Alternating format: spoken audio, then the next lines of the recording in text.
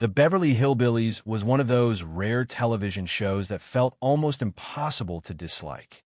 During the 1960s, millions of Americans tuned in every single week to watch the Clampett family stumble through life in Beverly Hills with innocence, chaos, and a kind of warmth that made the show feel comforting no matter how ridiculous the storylines became. Jed Clampett represented old-fashioned honesty. Granny brought explosive energy. Ellie Mae became one of television's most beloved beauties. And then there was Jethro Bodine, the lovable giant whose goofy confidence turned him into one of the most recognizable sitcom characters of his era. For many viewers, the Beverly Hillbillies became more than entertainment. It became part of childhood itself. So when the series finally ended in 1971, it genuinely felt like the end of an era. A full decade later, nostalgia for the show remained incredibly strong. Television networks had realized audiences loved reunion specials because they allowed viewers to revisit the characters they grew up with. So in 1981, CBS announced a reunion movie called Return of the Beverly Hillbillies. On paper, the idea sounded perfect. Bring back the Clampetts, revisit Beverly Hills, and let audiences reconnect with one of television's most beloved sitcom families. But when the movie finally aired, something immediately felt strange. Even longtime fans who desperately wanted to love the reunion could sense that the chemistry was different. The warmth felt weaker. The comedy felt forced. And perhaps most noticeably of all, something about Jethro simply didn't feel right.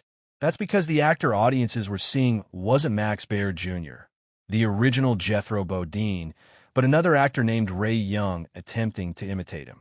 And the absence of Max Baer Jr. cast a massive shadow over the entire reunion project. Fans immediately noticed it. Critics noticed it. Even people involved with the production reportedly understood how damaging it was. Max Baer Jr. was the only surviving major cast member from the original series who outright refused to participate in the reunion movie. And contrary to what many people assumed at the time, his decision had very little to do with money or scheduling conflicts.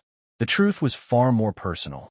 Playing Jethro Bodine had made Max famous, but it had also quietly damaged his career, distorted the way people treated him, and trapped him inside one role for years.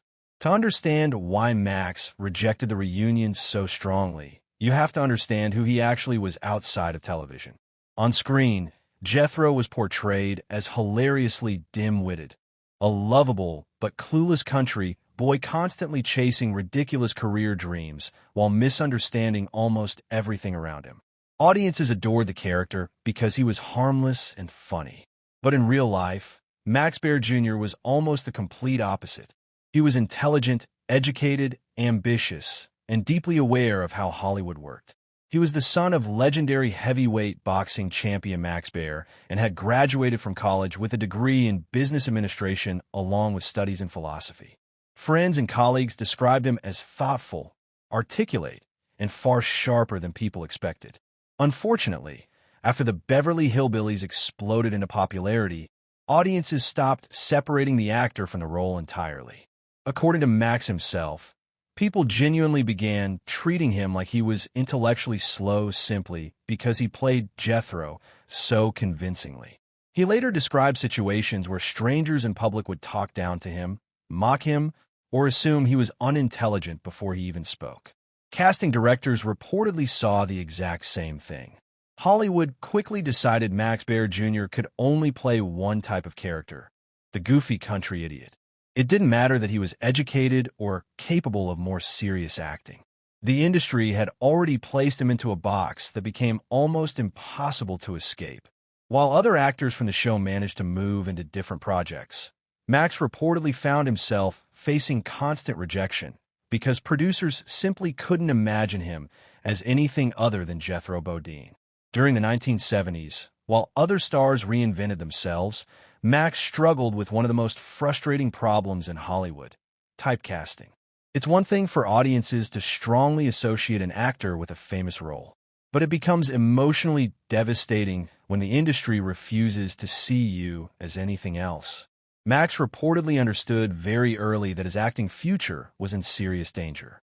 He knew casting agents looked at him and immediately saw overalls, country slang, and comedy instead of a real performer capable of variety.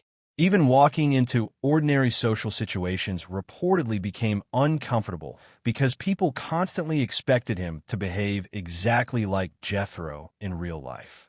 While actors like Buddy Ebsen successfully transitioned into new television hits, such as Barnaby Jones, Max found himself stuck professionally. In public interviews during the 1970s, discussions about Max often focused less on acting and more on hobbies like golf because Hollywood simply stopped offering him meaningful opportunities.